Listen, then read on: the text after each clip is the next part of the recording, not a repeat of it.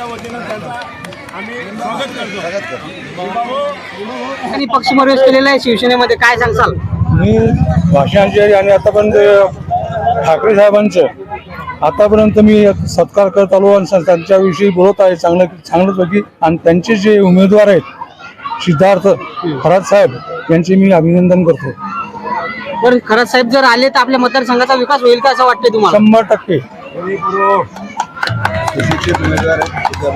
अजून काय सांगसाल खरात साहेब यांच्याबद्दल? आता मला त्यांचं म्हणजे मी आता त्यांची काही माझी भेट नव्हती आतापर्यंत, परंतु मी फोटो पाहिला आणि फोटो पाहून आज त्यांचं समक्ष भेट झालं, याच्याबद्दल त्यांचं मी हार्दिक मनानं स्वागत करतो। हे मंत्रालयात आपले शेतकऱ्यांचे प्रश्न मांडतील का असं वाटतं तुम्हाला? 100%।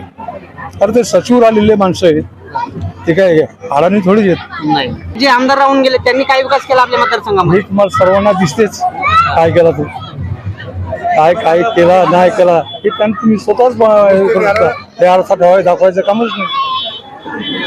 खरात साहेब करतील विकास? हो, ओके, चला बरोबर।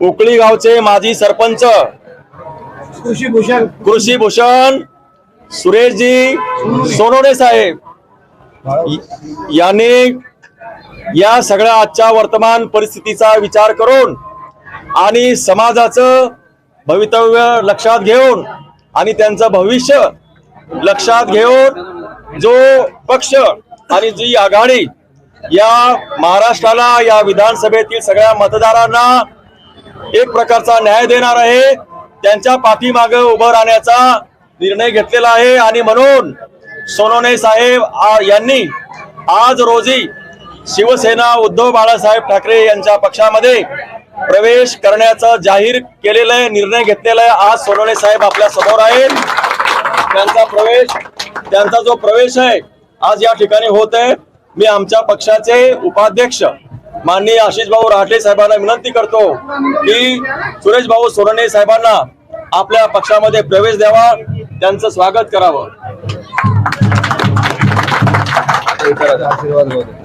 सर, यातून ठिकाणी तुम्ही पक्ष प्रवेश केलेला आहे, काय सांगसाल, कशामुळे केला?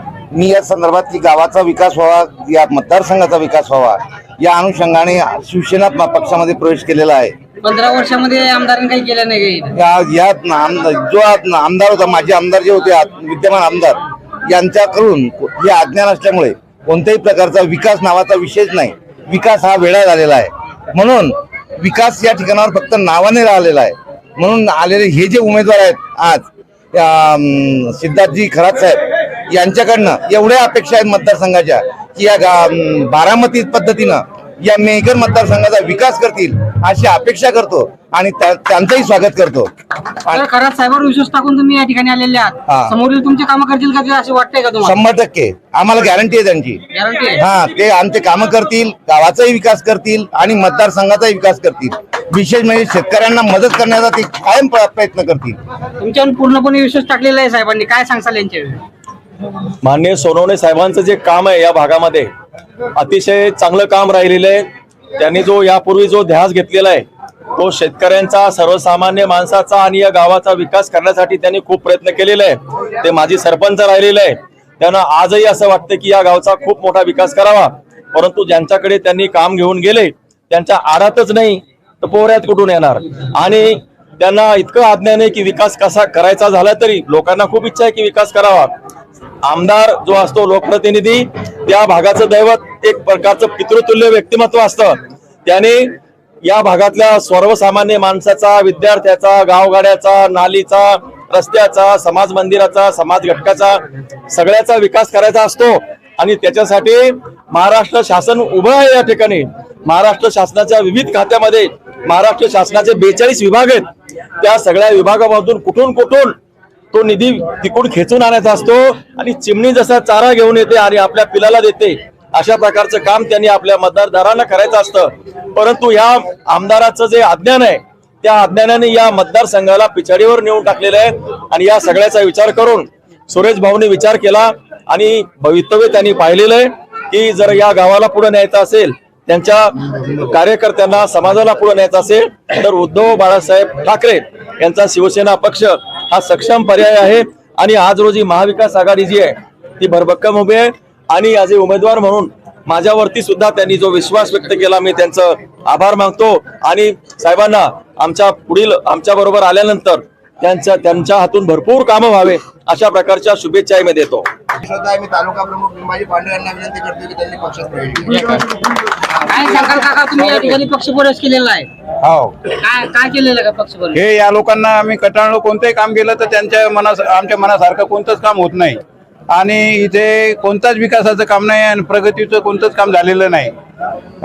हा मेकर मतदारसंघ आंधळा करून ठेवलेला आहे या लोकांनी 15 वर्षापासून. कोणतंही काम नाही. बस स्टँड आज 5 वर्ष झाले बस स्टँडचं काम पूर्ण झालेलं नाही. मेकर लोक, सारे नागरिक लोक त्रस्त आहेत. या गावाला इतकी जवळ गाव असून मी बस सुद्धा थांबत नाही, बस थांबा नाही या गावाला. बस स्टँड सुद्धा साधं झालेलं नाही या गावचं. खरात साहेबाच्या माध्यमातून कामं होतील का शेतकऱ्यांचे? होईल ही अपेक्षा म्हणूनच यांच्याकडे आम्ही पाठ फिरवलेली आहे की बा आमच्या अपेक्षा पूर्ण व्हाव्यात. याच्यात बदल काहीतरी व्हायला पाहिजे नवीन. यांना वळणी पडलेलं आहे, त्याच्यामुळे हे काहीच करू शकत नाही. लोकांच्या भावना तयार झालेल्या आहेत, त्याच्यामुळे त्यांच्या मागे पाठ फिरवली आम्ही. भाऊ, आपण या ठिकाणी शिवसेनेच्या फुटीनंतर आपण हा जो गड या ठिकाणी राखून ठेवलेला आहे त्या संदर्भामध्ये काय सांगा? निश्चित शिवसेना फुटीनंतर म्हणजे आमच्यातून जे गद्दार त्या ठिकाणी बाहेर गेले, यानंतर इथे जे हिंदू हृदय सम्राट स्वर्गीय शिवसेना प्रमुख बाळासाहेब ठाकरे आणि आमचे वडील स्वर्गीय धर्मवीर दिलीपराव रहाटे यांच्या विचाराने हा शिवसेना पक्ष मतदारसंघाने या ठिकाणी बांधून ठेवलेला होता. त्याच पातळीवर, त्याच विचारावर ही लोक त्या ठिकाणी आहे.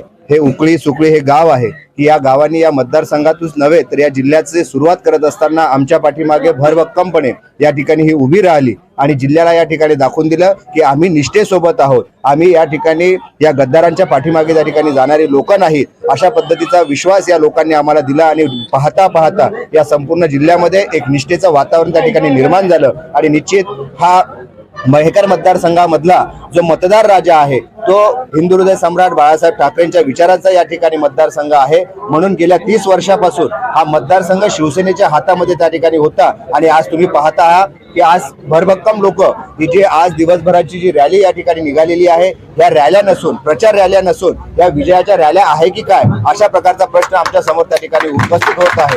निश्चित सिद्धार्थ खरात साहेबांसारखा उच्च शिक्षित उमेदवार हा आम्हाला या ठिकाणी मिळालेला आहे. निश्चित उद्धव साहेबांच्या बद्दलचा जो अन्याय त्या ठिकाणी झालेला आहे, या अन्यायाला उत्तर देण्याचं काम हा मतदार राजा त्या ठिकाणी करणार आहे. आणि निश्चित त्यांचा सिद्धार्थ खरात यांना मत म्हणजे उद्धव साहेबांना मत, अशी भावना या मतदारसंघामध्ये आम्हाला पाहायला मिळते. हा विजय हा निश्चित त्या ठिकाणी होणार आहे. आणि उद्धव साहेब ज्या पद्धतीने शेतकऱ्यांचं असेल, बेरोजगारांचं असेल आणि महिलांचं असेल, ज्या पद्धतीने प्रश्न ह्या 2.5 वर्षामध्ये त्यांनी त्या ठिकाणी मांडलेले आहेत, जो विश्वास त्यांनी त्या ठिकाणी मिळवला हा मुख्यमंत्री म्हणून नव्हे ते कुटुंब प्रमुख म्हणून त्या ठिकाणी मिळवलेला आहे. आणि खरोखर त्यांच्या या कुटुंबाच्या प्रमुखावर जो अन्याय झाला, या अन्यायाला न्याय देण्यासाठी बेरोजगार असतील, महिला असतील आणि शेतकरी असेल, हा त्यांच्या पाठीमागे भक्कमपणे त्या ठिकाणी उभा आहे. त्यांच्या रूपाने सिद्धार्थ खरात साहेब यांना त्या ठिकाणी ते आशीर्वाद, मतदान रूपी आशीर्वाद त्या ठिकाणी निश्चित देतील. या ठिकाणी आरोप प्रत्यारोप या ठिकाणी विरोधकांकडून या ठिकाणी होतात, त्याला उत्तर कसं देणार?